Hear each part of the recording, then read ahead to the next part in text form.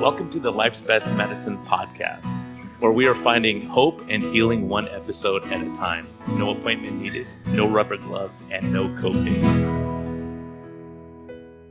Just a healthy dose of life lessons to help equip you for this wild journey we call life.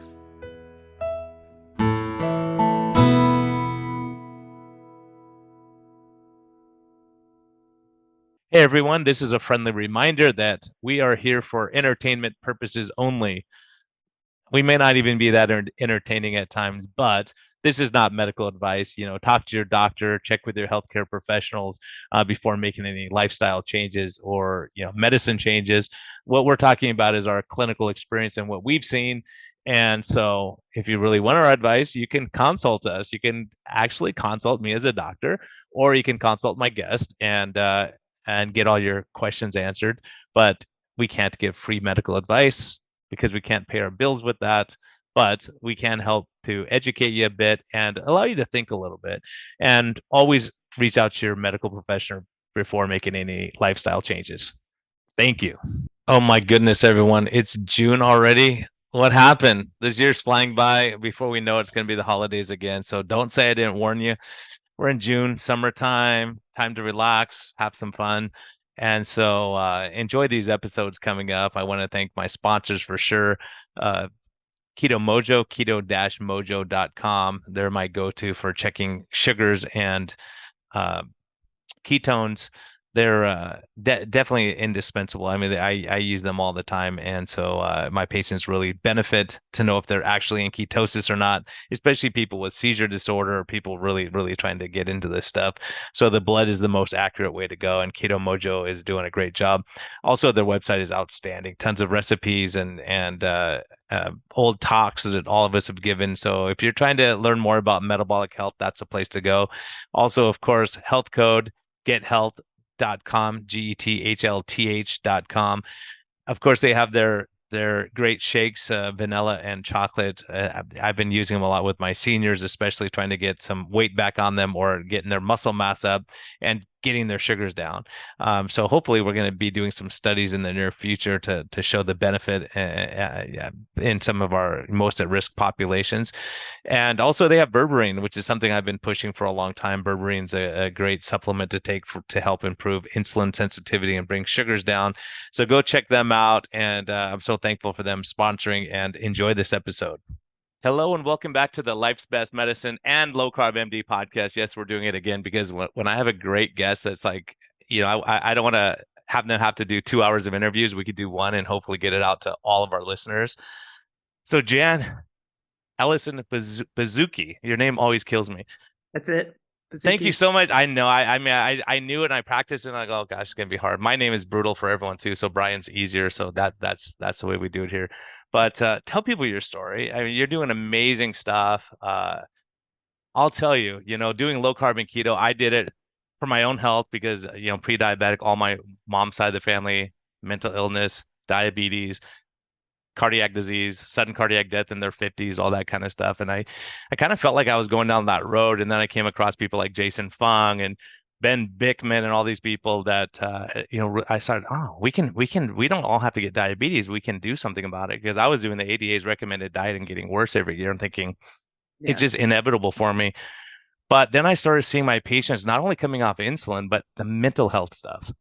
And it shocked me that people would say, I'm laughing again, I'm smiling, I feel great. And now you've taken it to an extreme, because all I could do is say, this is what I'm seeing clinically. And Tro and I had medical doctors telling us our license should be revoked for even thinking that food could have something and lifestyle could have something to do with mental health. And then you come and you blow the top off all of this stuff, And so tell people about what kind of work you're doing, with Chris Palmer, with Metabolic Mind, and what you're doing documentaries, you're doing all kinds of stuff now. You have way too much energy. We kind of accidentally got into all of this, and it just started to snowball. But I'll start with our family story. So my husband, David Baszucki, is the founder and CEO of Roblox, and we have 4 kids. Our son Matt is the eldest. He's almost 28, and then 3 girls going down 25, 23, and 20. And we were happily raising our kids and had a pretty easy time of it. I mean, most people who raise 4 kids their struggles along the way. I think we had it very easy. They were great kids, pretty fun and easygoing and all competent and good at school. And then Matt got to be about 17. He was a junior in high school.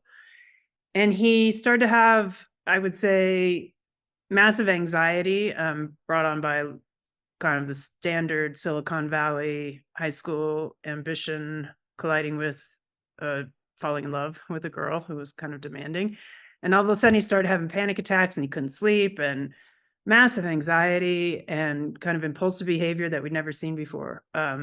If I were to do it all over again and I knew what I know now, I would immediately put him on a ketogenic diet if he would have agreed to it, which is another story. But we didn't know. We took him to see a therapist. He kind of got better. He taught himself to meditate. He actually read Mark Hyman's book, The Ultramind Solution.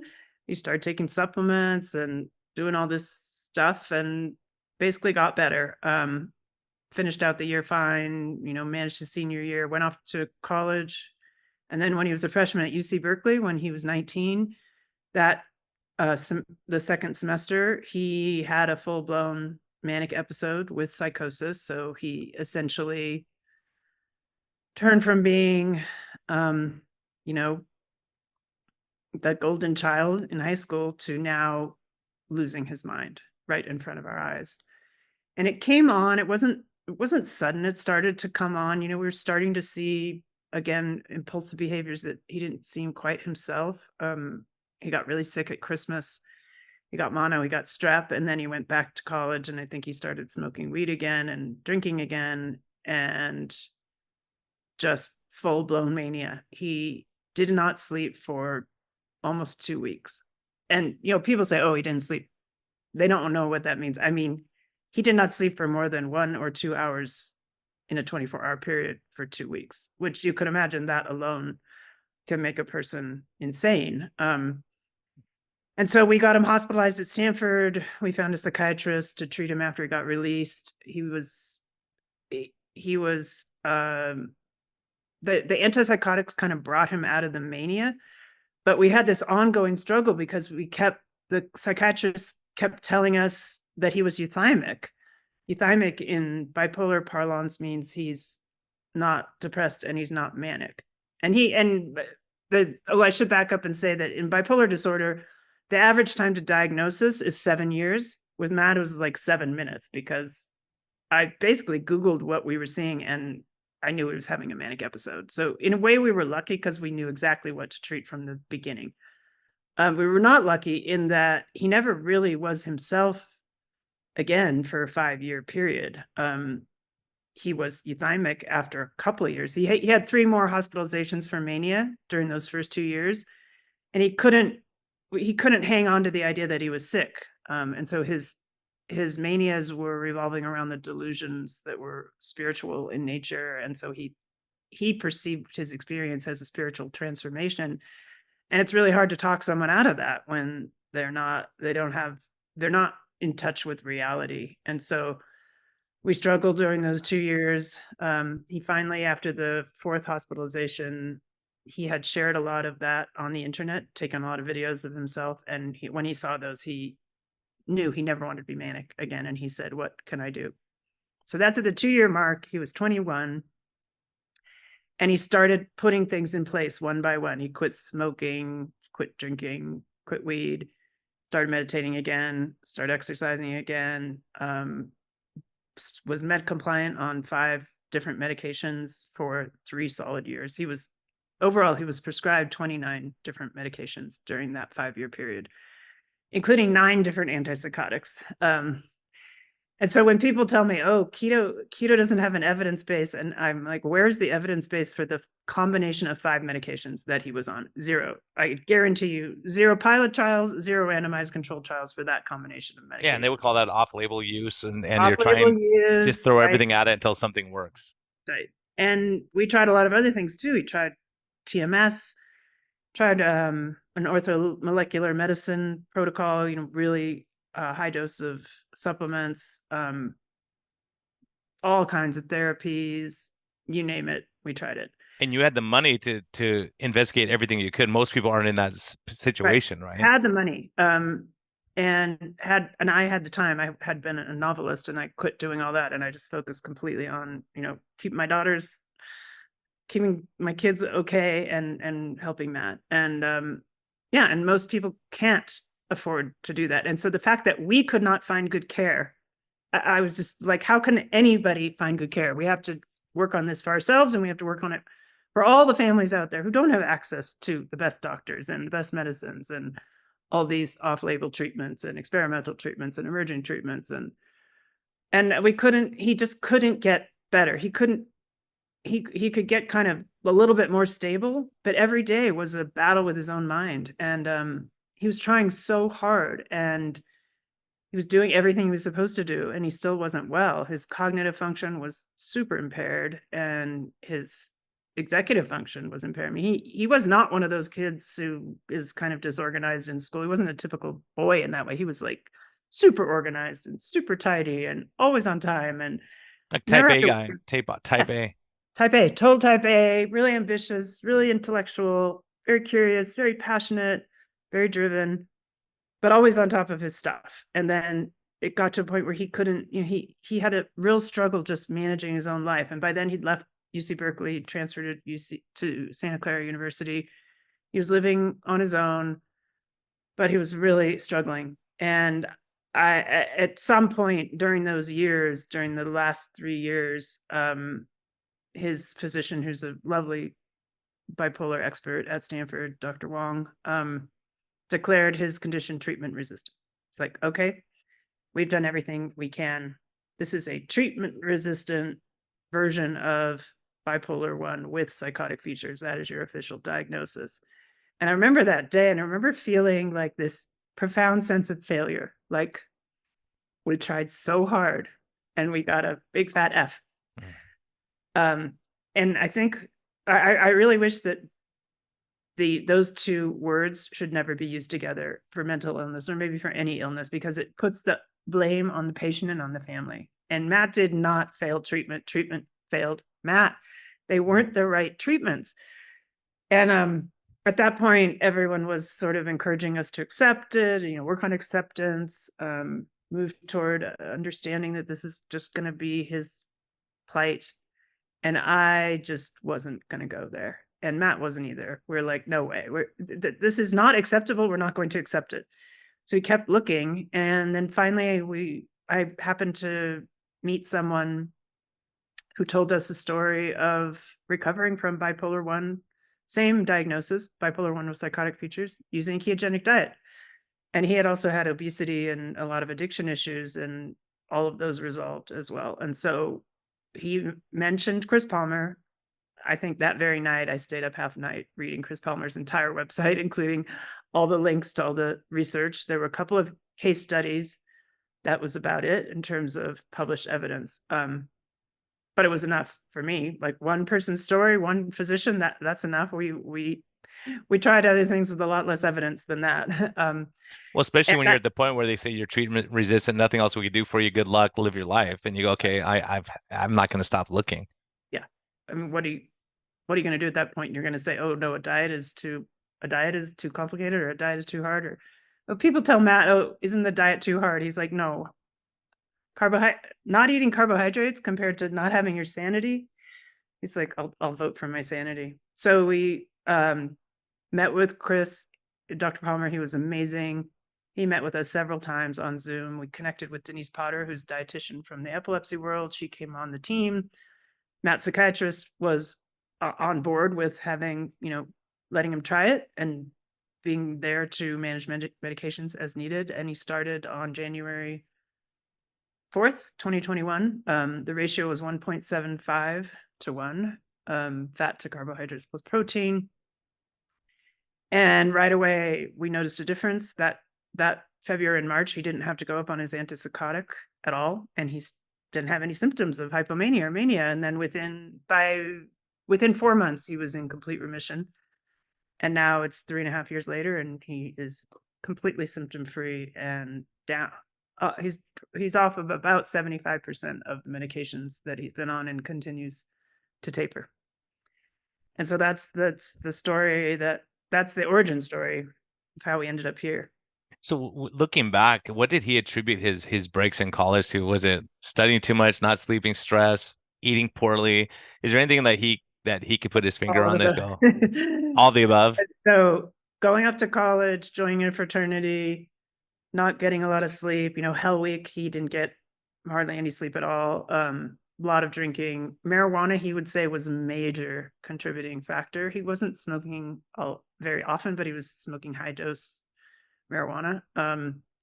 And nicotine. I mean, he ended up with a very serious nicotine habit for cigarettes and then vaping. And he would say that that is very much tied into his mental illness. It was both a driver of and a symptom of the bipolar disorder.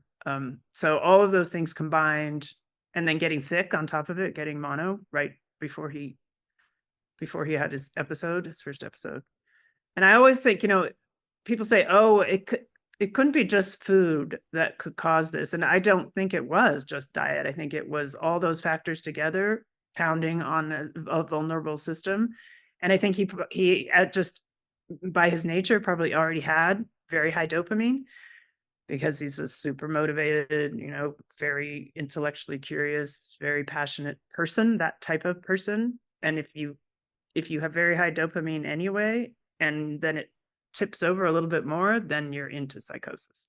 Yeah, and you see that same thing. It's a spectrum, right? We see attention deficit disorder, same thing. The most brilliant minds in the world are, and they're scattered all over the place, and people go crazy working with them. And so you start looking at this spectrum, and it's hard, especially with bipolar, especially when someone's manic. Because when someone's depressed, you go, okay, now they're ready to listen to you. But when they're manic, they know better than you do. They're going to run for president. They're going to do all this stuff, and everything's so grandiose and everything's great. Can't you see? Like, why are you trying to bring me down?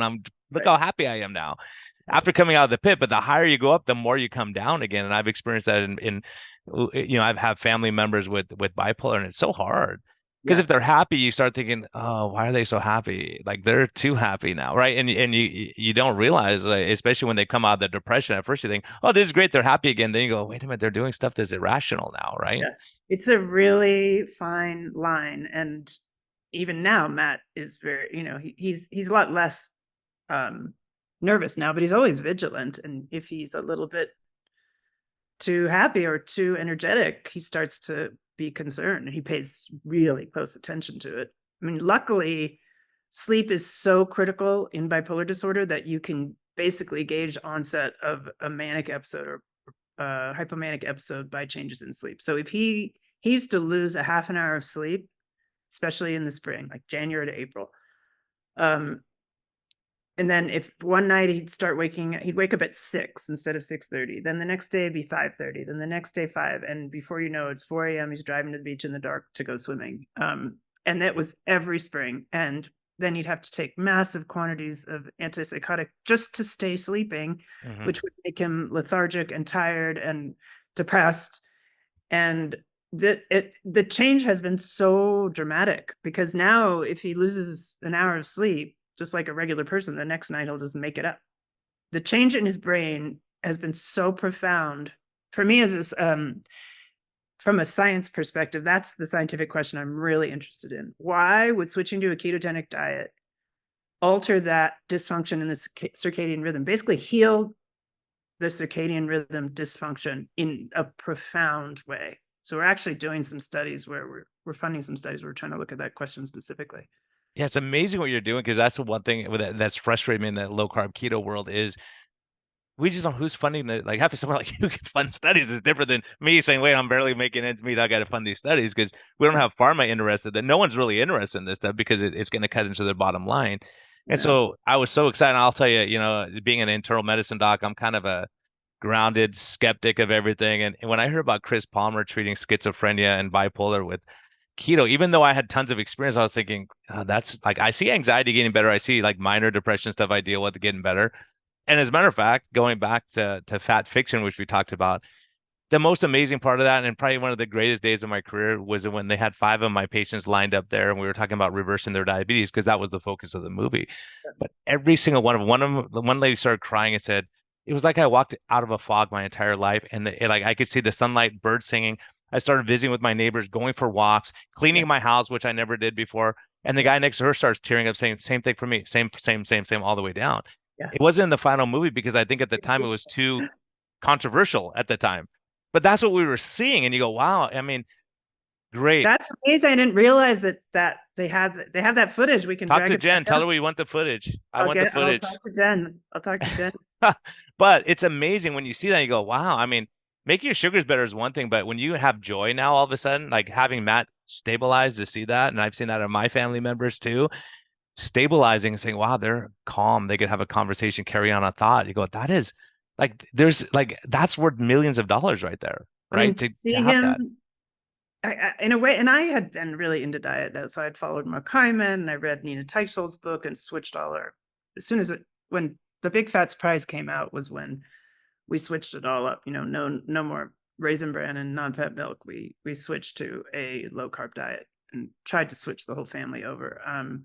So I had been super into it, and I knew that diet could have a profound impact on brain function. But when Matt started to get better, I just kept saying to my husband, like, could it be this simple? Like, is this really happening right in front of our eyes after 5 years and 29 medications and whatever 40 plus clinicians and how many inpatient treatment centers and residential and partial hospitalization, and he is literally getting better before our eyes because he has restricted carbohydrates to 20 grams a day. That's it. Incredible healing and incredible recovery. And so, right when he started to get better, we'd already been funding bipolar research for a long time, ever since he got sick. My husband's company had had a few smaller liquidity events before it went public. And we probably had, that was like the desperation phase of philanthropy in science. It was like anything that seemed reasonable, I would just call a principal investigator up and say, what are you doing? Looks interesting. We funded a lot in TMS, Nolan Williams at Stanford, which, by the way, I think is a really important intervention, especially for major depression, but it didn't really work for Matt. It brought him out of a depression, but it didn't provide mood stabilization. He's still continuing to cycle. So right when he started getting better in 2021, Roblox went public. We had just hired Carolyn Walscott to come on board and run the foundation, and then Matt got better, and I was like, okay, we got to be all in on what is this connection between metabolism and mental health. We started funding studies right away. We've now funded 9 clinical trials of ketogenic diet in serious mental illness. We started hosting convenings, bringing investigators together, reaching out to anyone in the world who was doing anything. We found Ian Campbell, Chris Palmer was at the heart of this, Georgia Each, Shabani Sethi, and started to try to basically name the field. Shabani Sethi had coined the term metabolic psychiatry, so it was named, and then we started to try to build the field. And then we started Metabolic Mind, which is our forward-facing website to provide resources for families, individuals, clinicians, and researchers, and kind of try to create a metabolic psychiatry hub where we could collect personal stories and the science of metabolic psychiatry, and then amplify the research as it comes out. The first study, the Stanford study, was published about a month ago. But one of the really important learnings early on was if people publish research and nobody knows about it, nothing is going to change. It's incredible how the media is not talking about. People don't like. I see these studies go, this is groundbreaking. How come no one's talking about this? I don't hear it anywhere, and I'm plugged into this community. Yep.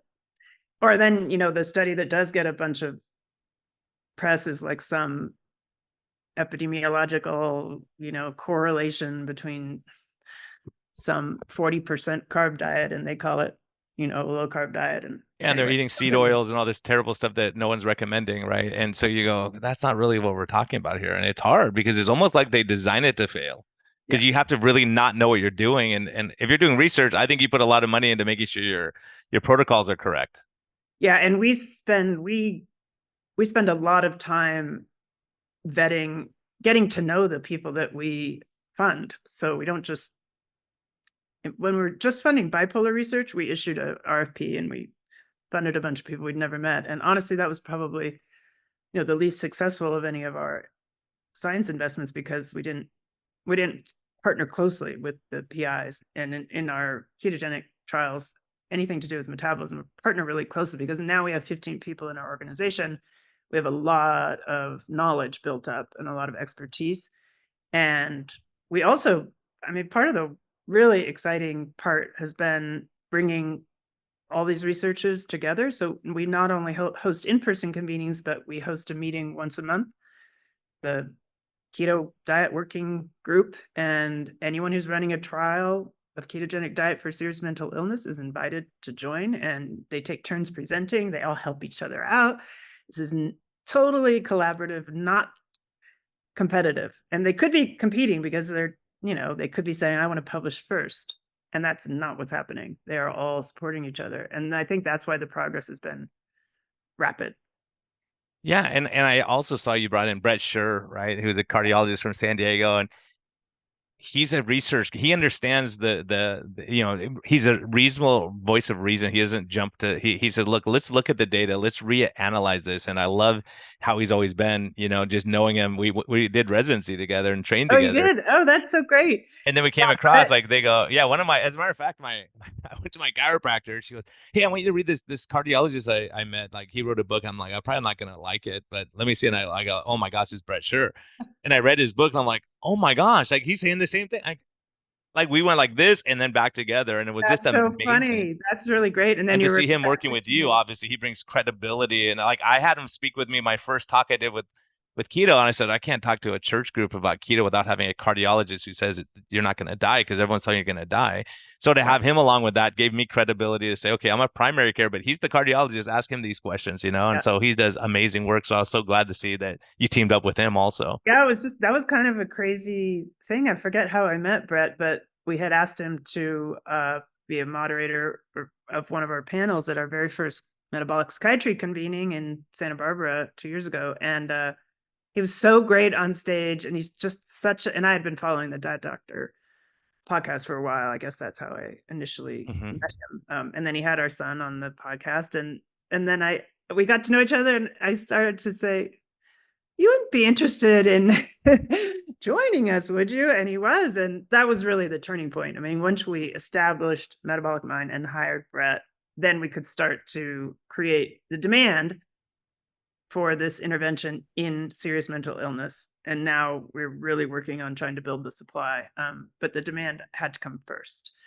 The research and then the demand. And now we're trying to do things like get free CME, and Brett is spearheading that effort, so that we can train an army of clinicians, dietitians and therapists and psychiatrists. And Yeah, because Chris Palmer can't do it all, right? You need to have more and more people who understand. That's why we started Low Carb MD, is to have other doctors go, okay, let me listen to all these doctors from around the world who are doing this. And then obviously there's safety in numbers. So if you have thousands of people that come on and say, look, here's what I'm doing, here's my results, right? It takes liability off all of us. We go, look, we're reversing diabetes, people's mental illness is getting better. And because for me, I think the hardest thing really when I hear schizophrenia, bipolar, is like, oh, it's gonna be hard. It's hard. It's not easy to do. But having good people say, hey, we can't just get rid of all pharmaceuticals. Sometimes we need those to stabilize things, right? Diet itself may not be enough. Some people it may be, right? So how do we taper meds? How do we do it safely? And so having reasonable people that you have working with you, it's like you could set protocols on how to do this down the road, right? And how to really, really impact people. Like we just can't go ketogenic and not monitor sugars and blood pressures and all. There's a lot of variables we got to look at, right? Exactly. And then, most people with psychiatric illness, especially if they've been on antipsychotics or other medications that cause metabolic illness, they've got both. So they've got type 2 diabetes, or they've got metabolic dysfunction, and they have mental illness. So you're managing two different classes of medication, or many different classes of medications. And it's really, really important. And this is something we've made a lot of content on, and we will be making more, is like, how do you taper medications? And in some cases, you can get potentiation. So we have partnered with this woman named Lauren Kennedy, who has a channel called Living Well with Schizophrenia. Anyone interested in this topic should find her channel on YouTube. And she wanted to go on a ketogenic diet. Actually, she had Chris Palmer on her channel, and I watched it. And then I said, I wonder if Lauren is interested in trying ketogenic therapy. And she was. And so she started it 6 months ago. She has had schizoaffective disorder, which is a combination between bipolar and schizophrenia, for 10 years, maybe a little bit more. And within 4 months, she was pretty much in remission. And she's gone very quickly down on her medication. And so we're kind of working with her to figure out, she's gone down from like 100 milligrams of lorazepam to 20 milligrams in just a matter of months. Tapering safely is very, very critical. But she had what's called potentiation. So antipsychotics, when you're in a ketogenic state, blood levels increase. So you can get really bad side effects. Like it's like you just doubled your medication and now you can't get out of bed in the morning. That's what happened to her. Luckily, her psychiatrist was partnering with her. And so she was able to drop the medication for like 40% right off the bat. But if you didn't know that, you might say, oh my God, this keto thing is making me really tired, or it's causing executive function issues, or I'm really sedated, or anything. Any of those things could come up. So we're really trying to work on how to learn what the various responses are, and then how to train clinicians to be able to respond. We're working on a project to do consensus treatment guidelines for ketogenic therapy for serious mental illness.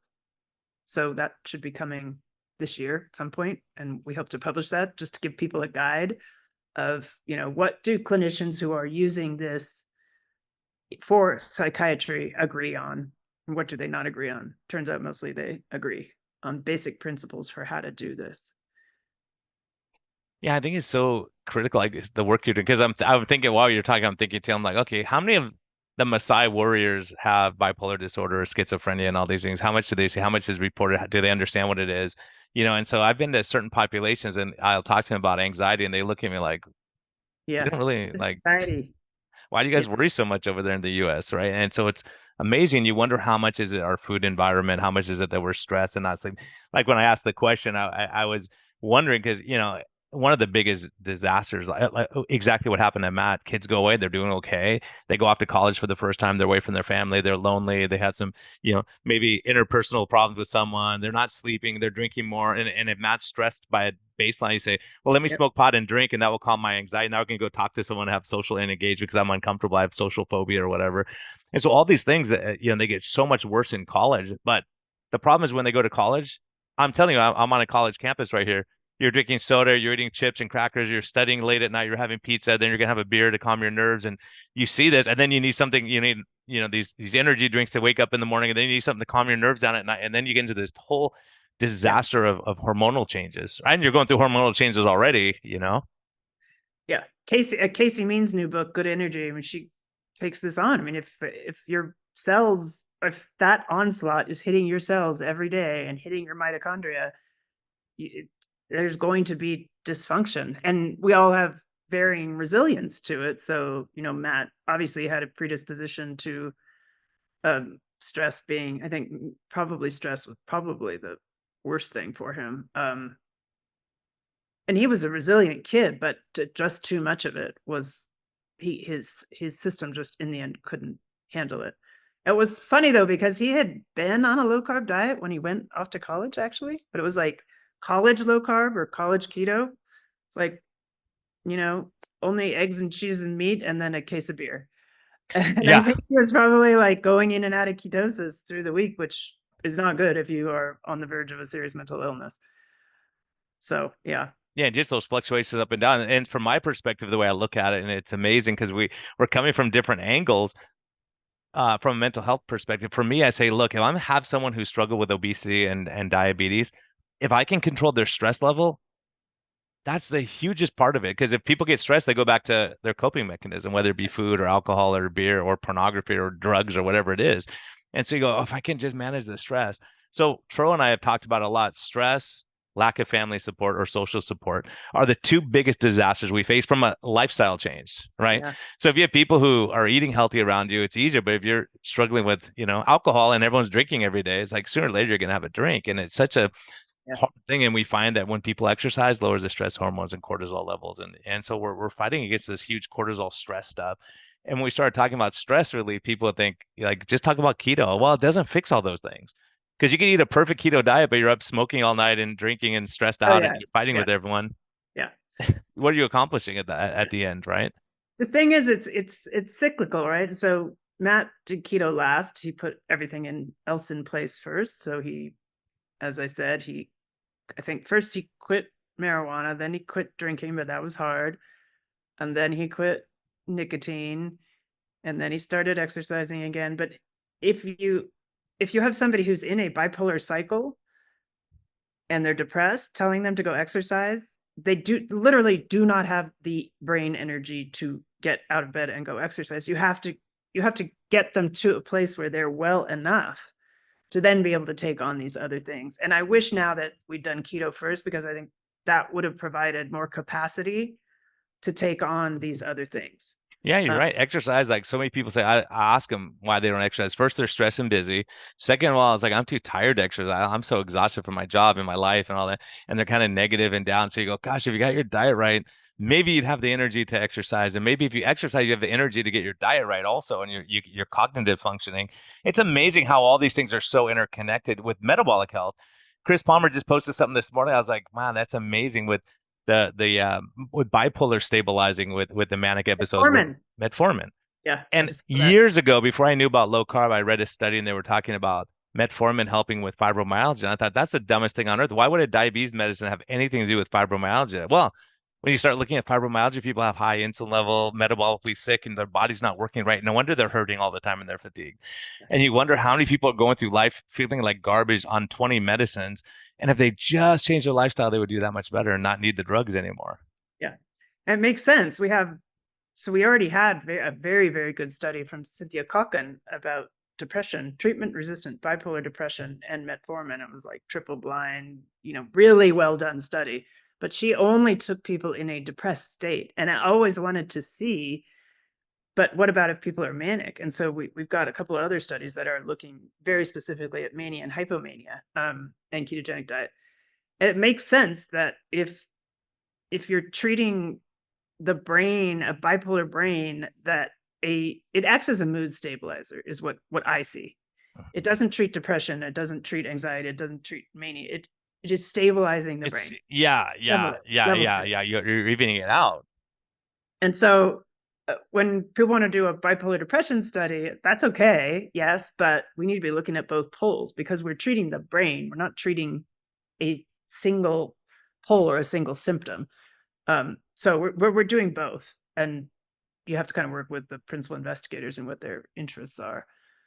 But like Ian Campbell, who at University of Edinburgh, who's one of the leading now researchers in this area, who has a podcast with my son, Bipolar Cast, he had bipolar depression. He had bipolar 2.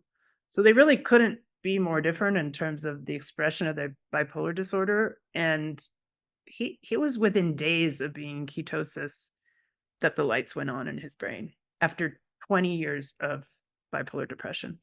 And it was just like that. I know it's so tragic because you wonder, as a matter of fact, just recently, I'll give a shout out to Hal Cranmer. Yeah, I have no financial interest in him. He has a nursing home for seniors that have Oh, is that dementia, called Parkinson's, what is that called? I think I've Paradise seen. for Parents. Yeah, yeah. And he's doing great. I touch base with him all the time, but a year ago or 2 years ago now, maybe he said, Brian, you know what's weird? My people with dementia eat sugar like crazy. They'll put 6 packets of sugar in their coffee. They put sugar on their cereal. They put sugar on everything. He said, my non-demented people don't. Why do you think that is? And then, a little while later, just this year, someone posted there was a study showing that, yeah, because it's a last ditch effort to try to get sugar into your brain. If you're not running well on sugar, you got to crank up your sugar levels trying to get to the brain. And so so he called me a few months ago on a patient. We actually did a podcast with him and his wife, or with his wife, hopefully with him in the future. But he went from being a brilliant architect to being staring at the floor drooling, no interaction, no speech, no nothing. And it was because he declined so quickly that when they put him in the nursing home, they put him on all these senior supplements that have seed oils and sugar in it, and they were just giving him candy and sugar, trying to fatten him up again. So she transferred over to Hal, and Hal called me and goes, Brian, what do I do with this guy? He's a total disaster. And we're trying all of our other modalities. And I said, well, if we can get him in a ketogenic state, maybe we could fast him for 36 hours to see what happens. He said, the wife's not going to go for that. I go, well, let me talk to her. So we had our discussion, and they put him on some health coach who sponsors the Life's Best Medicine podcast, and I said, let's try it. They sent a bunch of samples out. A month later, the guy's playing catch with his granddaughter, right? Oh my And God. it's amazing when you see him interacting, smiling, laughing, like, Oh my and God. so my feeling was, if we, and this is what I'm saying with bipolar, if we can reverse a condition or improve it, we darn well can prevent it. Oh If yes, it works for the absolutely. right. Absolutely. In fact, we're now two different projects. One is a randomized controlled trial and the other one is like a pilot project uh looking at the under 18 set in high risk of bipolar or early onset. Because I am positive if I'd known what to do and Matt had been amenable, we could have prevented his first episode. He never would have had a bipolar manic episode.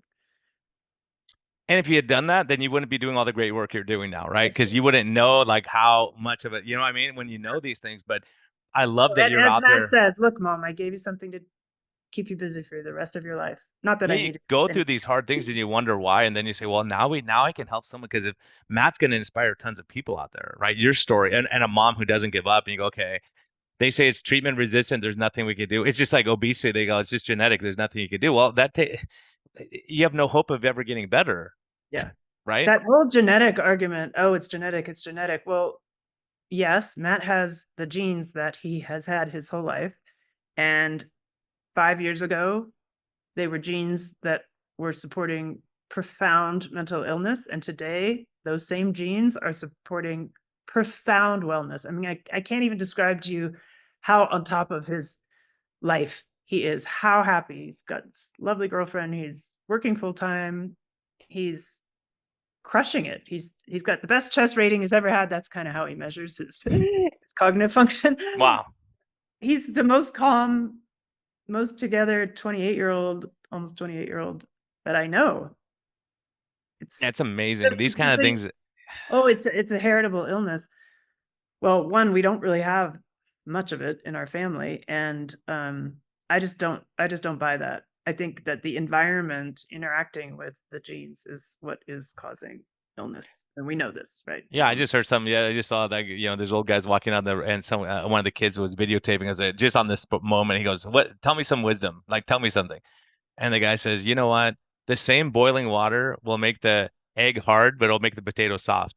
It's what your environment like. You're gonna have to be in the same environment. Is it gonna make you soft and weak, or is it gonna make you thrive?" And so in college, some people thrive and they get better, and some people like Matt, the pressure, the stress, like med school, like the suicide rate of med students is through the roof. Yeah. And you start realizing such huge stress and not sleeping and you're sleep deprived. You're dealing Yeah. with hard stuff all the time. I mean, like a Navy SEAL, you have to have a certain mentality to get through that kind of training. And you And some just people crumble and some people thrive. and we all have our vulnerabilities. We genetically have vulnerabilities that can also be strengths, and so it's going to express itself in some one person as diabetes or in another as mental illness or both. I have restless leg syndrome. That's probably what happened to me in college when I was doing all those things. Lifelong restless leg syndrome. Still trying to see if diet can make an impact on that. Haven't succeeded yet, but the body and the mind and the brain, there's going to be a breaking point somewhere in the environment in which we are now. And I mean, Matt and Dave, my husband, we're always saying sleep, diet, exercise. I mean, and I like to think of it more now as, managing circadian function. So really light, sunlight, absolutely critical. And then when you eat and when you don't eat and what you eat. And then movement. And it doesn't have to be exercise all the time, but moving the body. Those three things, I mean, Matt will say, if we could just get the sleep, diet, exercise right, we could eradicate most mental illness. Yeah, and you get the stress right, then all those other things get right. You get those things right. The stress, because it's such a cycle. We Yeah. get stressed out, we don't sleep, we're not sleeping, we get more stressed out. Then you get into this thing that you want to eat cookies to make you feel better because that's what you're. So that's what I mean. Like exactly what you're saying. I'm so glad you're saying that because I've been kind of harping on these things because I've seen it. I've had people go on vacation who are struggling with their sugars. They go out to Italy and they eat pasta and bread all week and have glasses of wine and they come back, they lost weight, their sugars are normalized. Yeah. Like what happened? Is it that food over there? Is it the stress that you're like? But most people, it's that they calm the stress. I see people all the time when they go into a stressful environment. I'll go, "What happened on Tuesday? What'd you eat?" "I didn't eat anything. I got into an argument with my boss," and the sugars go crazy high. And so Mhm. you look at that and what Matt went through, cortisol levels going up at Right. night, Oh slows the yeah. metabolic rate, does all kinds of physiologic changes, and if you're stressed and not sleeping and all these things play a perfect storm in your life and you get into Yep. these problems, right? And so, And I think yeah, people think of stress as some psychological thing, but stress is everything is physiological, right? This notion that, oh, mental disorders are psychological, stress is psychological, trauma is psychological, but where else can it manifest except within the body? It yeah, doesn't it's live out. physiological and they play on each other, right?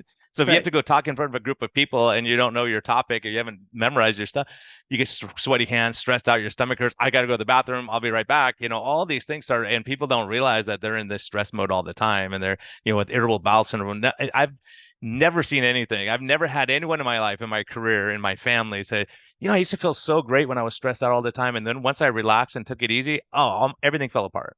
Yeah. No. It's the opposite always. Like I felt great that I'm going through a divorce, so I'm going through hard stuff, and your back hurts, your jaw hurts, your stomach's messed up, and okay, give it time, just relax and breathe a little bit, Stress But is really important. We're into regenerative agriculture too. We do some democracy work and we do regenerative agriculture work. And the whole notion that fields that are arrested from grazing, this is called AMP grazing, adaptive multi-paddock grazing. If you put cows in a concentrated way on a field for a short time, and then you move and you let the field rest, guess what? It grows and the soil gets full of carbon and sequesters carbon, and the cows are happy because they're getting new field every day, and the grasses grow and the ecosystem explodes, and that is how nature intended it. And humans think we don't need to rest, but we do need to rest, not just sleep, but we need to rest. yeah, and even fires that go through forests and burns everything, all the life comes back again, and they can grow. Now it can grow because there's all these trees Generate. above it. Yeah. Yeah, and so those kind of things, and that is a good analogy with stress. Like being under stress is not necessarily a bad thing, but when you're under chronic stress every day and worried all the time, if you Yeah. have an acute stress, your body calms you down and brings you back down, and if you can breathe and say, okay, I'm not dying here, and so in our population, we're so stressed all the time that you don't see any other animals eat when they're stressed. Like if a lion is chasing a deer, they don't stop and just eat. Yeah. They go, I'm out of here. I'm running. And then once they get free and calm down, they go, okay, now I can eat stuff, but everything's okay again, right? But us, we're stressed. I need to eat something right now, and our gut can't handle it because it's not ready for that, and we're in this sympathetic overdrive all the time. So it's And I feel like amazing. if you can get people into a cycle where they get over the initial hump, they get fat adapted, they start to do some intermittent fasting, they don't eat 3 hours before bed, enough of that for a few months, then you start to feel like you have more stress resilience. When Matt was sick, he had no stress resilience. I mean, the things that would throw him off, no anything, and now he can just handle things. And I think he's rebuilt his system now to be very, very resilient. Not that he still wouldn't get stressed, but he knows how to handle it, and he's very, very And your disciplined. coping mechanism change. And I'm glad you brought that up too, because I have patients every week, they'll come in, they're going through life stress, going through major stuff at work or something. And they go, Doc, thank God I'm doing this lifestyle. A year ago, I would have lost it. I would have totally had a breakdown by now because I'm looking at that, I'm like, I'm thinking I should be more stressed, but I'm not. Yeah, Because some people are just stressed all the time and they just can't get out of that bubble of stress, yeah. you know? And we all know this. If you go out and you have a bender and you stay up till 3 in the morning, the next day everything seems terrible. Of course it does, because your whole perspective, your resilience change, your capacity is lower, and you sleep it off, and then you get better the next day. And I think of mental illness as kind of a every day having that capacity challenged by physiological dysfunction and metabolic dysfunction of the brain. Yeah, and I think it's all going to come back to the mitochondrial level, like all the way back to all that stuff. You go, okay, how do I rest my mitochondria? Could it be fasting for some people? Could it be just not eating the processed food for other people? Could it be exercise? Could it be that combination to make sure you get it sleep? All these things that your body is going to run more efficiently, and cold exposure or heat exposure, all these different things that for different people. As a matter of fact, this may be an interesting thing, and we're going to have him back on the podcast, but we had a guy who was, and you may know more about this than I do, but he swore to me in Tro, he said, you guys he went keto and low carb and it really helped his mood, bipolar disorder. And he says, what I would do, he goes, I don't recommend this for anyone, but what I would do is I would bundle up in all my winter clothes and go This is running in David the Smith. mountains. David Smith? David Smith. Yeah, yeah, Yeah. David Smith.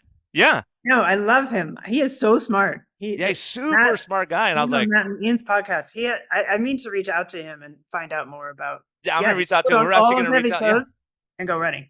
Yeah, he said, and I would feel great for weeks, and then I would do it again when I felt. And he said I would feel embarrassed because I was always afraid I would collapse out there somewhere, and then people would like go, "This guy's nuts! Like he's Yeah, out there in winter clothes running around." But he said he would go where no one was, so that he can just go running. But the heat, but we're seeing the same thing. There's data with sauna, with dementia, and so many things we don't understand yet that seem so silly, like going in cold water, like what's that? But when you start understanding the physiology of it, how that acute stress lowers cortisol, insulin, all that stuff afterwards. You go, okay, that gives me a position where I can get more at peace and mental functioning, or just going out and staring at the ocean. I mean, I have people, I'll look at them and they're super mellow people. They just had bad lifestyle. And when they start doing low carb, they just lose weight like crazy. They go, oh, I lost 5 more pounds. Oh, great. And they don't weigh themselves every 2 hours. And they're not totally like, I need this to work right now. They're just going with the process and relaxing, and they do better. yeah, It's like getting pregnant. If you're trying so hard to get pregnant, you don't get pregnant. When you go, okay, forget it, I'm not getting pregnant, then you do. Right? yeah. I had the opposite. I was not trying to get pregnant, and then I did. But Yeah, that's what I mean. That's what happens when you're not trying. It just happens. You go, oh my gosh. Yeah. yeah, Yeah. So do you have any words my for version of that is I am very lucky to be here in Lake Tahoe, and before a busy day of Zooms, I can get out. Even if I get out on the paddleboard for 10 minutes and then dive in the freezing cold lake, the whole day is changed. Oh Totally. yeah. Yeah, that's amazing. I mean, and So we're lucky. in Arizona more and more now, and we have a lake a mile from us. We go paddleboard and go jump in the water, go relax, and you're like, that is just so refreshing just to be out there for half an hour, 2 hours, whatever you're doing, and just having that to look forward to. Go, even if I have a stressful day, tomorrow I could go in the lake and go stare at the birds or do whatever, right? Even most people don't have that luxury. But even if you're in a city, when I'm in a city, I try to get up, get outside immediately, get direct sunlight for at least 5-10 minutes, and then take a walk. And it changes the whole day. That's one of Matt's key interventions is the morning light. And people say, oh, manage your sleep. But if you try to manage your sleep at the other end, if you slept until noon and you didn't go outside and you try to go to sleep at 10, forget it. Forget it. Yeah, getting that early morning sunlight, getting your body reset, all these things, like you're talking about the circadian rhythm. And there's Yeah. tons of data on this stuff. I'm looking at going, wow, like just There's having your tons sleep, of data. like being an IT person, being up till 3 in the morning and sleeping till 11, Yeah. it totally changes. It makes it so much harder to get your cortisol and insulin and stress hormones and all these things. And so I think we're learning more and more. We're going to be able to say, okay, here's the golden ticket. You're depressed and anxious. Here's the best things you can do, and then getting it.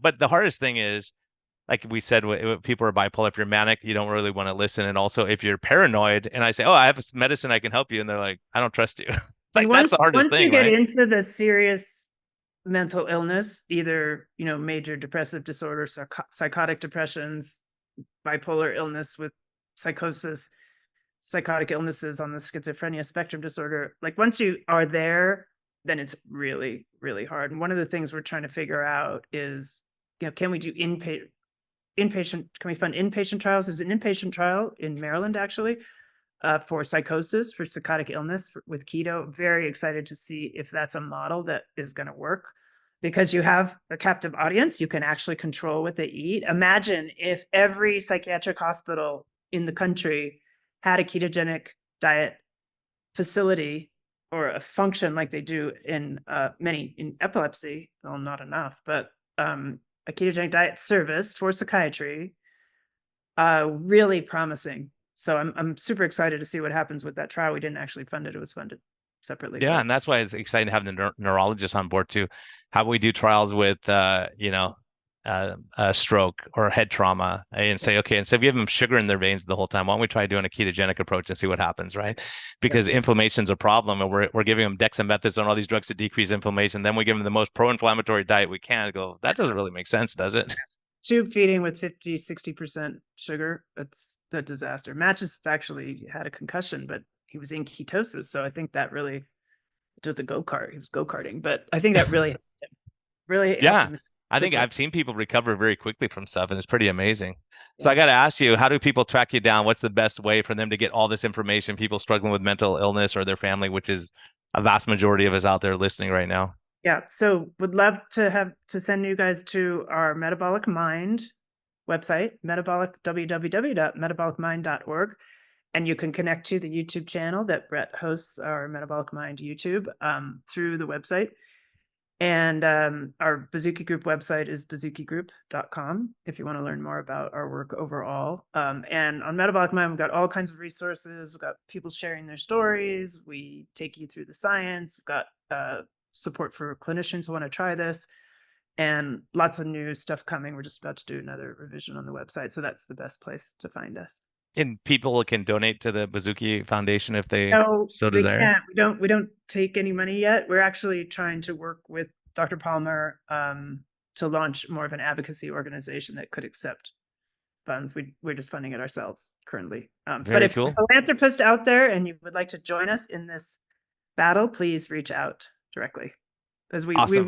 we feel that philanthropy has such an important role here, because, as you said, we don't have pharma dollars behind us, and so we need philanthropy to step up and fund these studies. Yeah, it's so important, especially, especially I'm telling you, we've been talking about the last 3 or 4 years, we've seen a huge uptick of mental illness, depression, anxiety, stress, phobias, and, bipolar disorder. It's stress is definitely contribute to these things. And, poor diet is probably not helping the situation. So all these things that we can say, here's the most important factors we can focus on. Let's get these things knocked out, and then we'll worry about the rest down the road, right? So it's amazing your work. I've been so excited. I'm so glad to have you on, because it was, That's great. I've been hearing about you and so excited. I missed the first time you were on with Low Carb MD. I was out of town or something crazy. I was like, darn it, I wanted to meet them. So I'm so glad to have you. And I have to ask you, what's life's best medicine for you? Like, where do you go to? What's motivating you right now? What gives you that peace and joy? It sounds like being out on the lake definitely doesn't Yeah, hurt. being out on the lake, I would say that's currently life's best medicine. In the winter, I like to cross country ski. And honestly, I guess I'm a writer, so I hope to be writing the story of our family story of recovery, and that keeps me going. And this work keeps me going.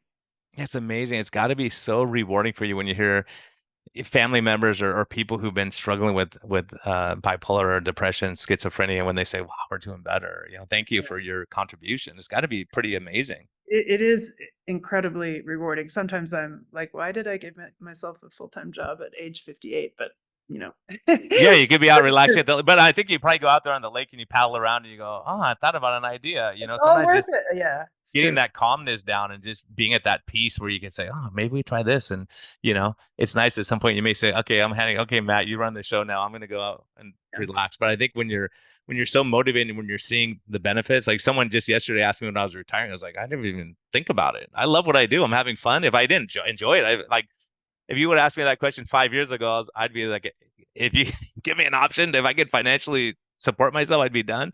because of But that now it's like burnout, I have and too then it much all stuff to turned learn around. and do, right? Yeah, that's how I feel. I mean, we have so much work to do, and it is very rewarding, and there are a lot of people suffering, and we want to make sure families know about this intervention, and then they can decide for themselves how much evidence do they need to try this. But we know from 100 years of treatment with epilepsy that it is good for the brain. So for us, that was enough. Yeah, and I think from a doctor's perspective, when you hear that Matt was on 29 meds and he was refractory to all those meds, you think, if something worked, we wouldn't have 29 meds to treat the same condition for. We got to figure it out. We can't just throw a drug at this problem and think it's going to fix it, right? I mean, it may help, but you can say, "Well, what can I do? Stress, peace, enjoy life, take it Yeah. easy, take a breath." All these things that we've been harping on. I'm so glad to have you on, and that we could discuss all this huge. I know it's such a huge topic, and I'm so excited about because what you're doing now is gonna push medicine forward. We're gonna be able to manage these things and not be so fearful. I used to be afraid of type 2 diabetes, right? And now it's like, okay, it's a joke to me. Not a joke, but I'm saying it's like we can do something about this. And we have confidence because we've seen it enough times. And when you have someone with bipolar, go, okay, here's our approach. Here's what we're gonna do. We at least have a protocol, and we At have least there's something to try. At and least give there's people something to hope. try. Hope is never going to hurt people to say, maybe I could be like Matt. Maybe I can do this, instead of saying, "Oh, you're just refractory." I've heard that so many times where people say, "You're just refractory. Nothing we can do for you." It's just a horrific thing. Like, you got cancer, nothing we do. Go home and die, right? You want And to say, "Here's our that's plan." not how nature works. Nature doesn't just give up on nature. Oh yeah, and as you mentioned nature, you We're go, fine. what happens when animals are sick? They stop eating a lot of times. And again, they like that's their last ditch effort going to ketosis. Maybe that's their last ditch to try to heal the stuff that's messed up. Yeah. Well, Animals you don't eat mentioned more. mitochondria. We just gave a $1.5 million prize to Dr. Martin Picard, who I think is like the rock star in a new field, mitochondrial psychobiology. And I asked him, well, what's the best thing you can do for your mitochondria? And he said, don't eat all the time. He said, like, you gotta let this Rest, let them rest. rest. Yeah, you can't work 24/7. You got to rest it. I didn't know that for 18 years of my life, but now I kind of figured that out. Yeah, get some rest, take it easy, let the mitochondria chill out a little bit and let them recuperate and be ready to go again when you need them, right? If they're So, processing food all the time, they don't get to rest. So that's what he said. especially when it's Frankenstein food that you're trying to eat, this it goes, what the heck is this? This is way too much energy. What do I do with this? Yeah. So yeah, I'm so excited. When you have your big breakthroughs, you come on back and you let us know what's happening, and So, it's just such an important area. I was when I first heard about you, I was like, they're doing them. This is so critically important, and any doctor out there listening knows, like, the worst thing to treat is depression, anxiety, bipolar, schizophrenia. It's such a scary thing because we know the metabolic implications, and being metabolically sick is going to make you more likely to have those things, and go, gosh, if we can just intervene. So that's what's so amazing. We talk about preventive care, but we don't do it. So your work is amazing. So thank you thank so much for you. taking the time to join me, and Yeah. we'll have you on both Low Carb MD and Life's Best It was Medicine, because I really think it's, great to meet you, Brian. yeah, so awesome. Thank you so much. Take care. Bye.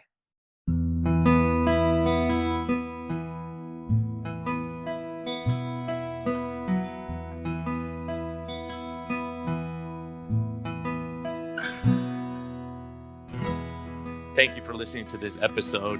We greatly appreciate your support. We would greatly appreciate a positive thumbs up on all of the platforms like iTunes and Spotify, or wherever you're listening. And we just thank you for our Patreon supporters. We greatly appreciate your help in getting this message out. We think there's a lot of important information, and hopefully this helps you. Have a great day, and thank you for listening, and thank you for your support.